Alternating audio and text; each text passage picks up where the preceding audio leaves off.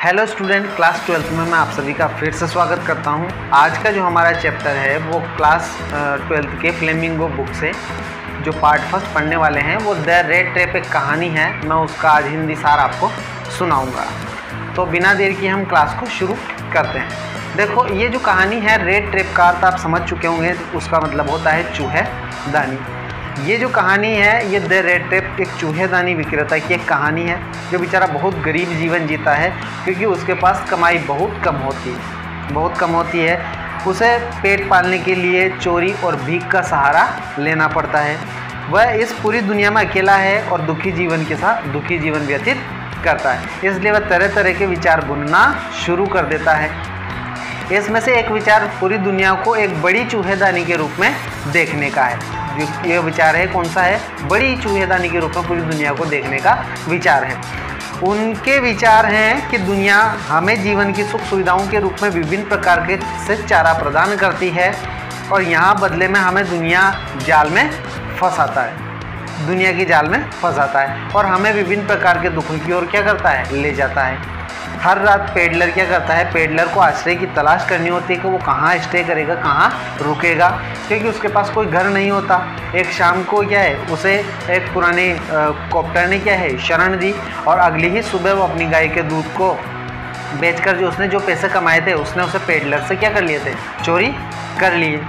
अपने आप को सुरक्षित करने के लिए पेडलर ने जंगल के माध्यम से रास्ता चुना जो एकांत में था, अकेले में था। लेकिन जल्दी ही उसने खुद को जंगल में फंसा पाया और क्योंकि वह घने जंगल से बाहर निकलने का रास्ता नहीं खोज पा रहा था, क्योंकि घने जंगल से बाहर निकलने का उसे रास्ता चाहिए होता है। बाद में क्या है, वह एक लोहे की मील का रास्ता ढूंढता है। वहाँ वो शरण लेता है और कुछ असामान्य उसके साथ घटनाएं होती है। आयरन मास्टर उसे एक पुराने दोस्त के रूप में गलती से पहचानता है और उसे अपने घर आमंत्रित करता है। पकड़े जाने के डर से बेचारा पेडलर के घर जाने से क्या करता है?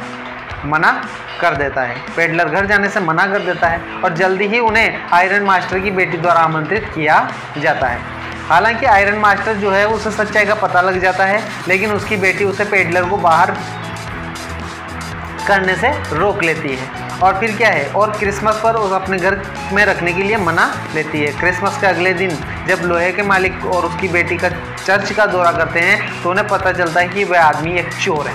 वहाँ उन्हें पता लगता है जिसने पुराने कॉप्टर से पैसे चुराए थे। आयरन मास्टर और उसकी बेटी एक चोर को शरण देने के लिए पश्चाताप करते हैं और आश्चर्य करते हैं कि उस समय तक उसने क्या क्या सामान चुराया होगा जब वो चर्च गए उस समय तक। यहाँ चोरी करने के बजाय एक मोड़ आता है। पेडलर ने आयरन मास्टर की बेटी को एक रेड ट्रैप गिफ्ट किया, वो चूहेदानी। वह धन्यवाद पत्र और रेड ट्रैप के अंदर चुराए गए धन को पाती है।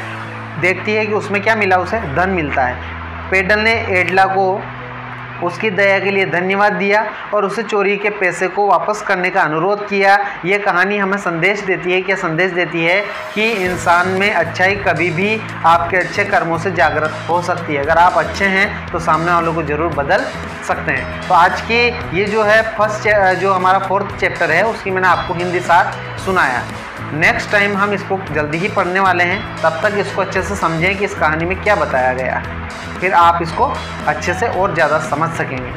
आज के लिए बस इतना ही। मिलते हैं अगली क्लास में।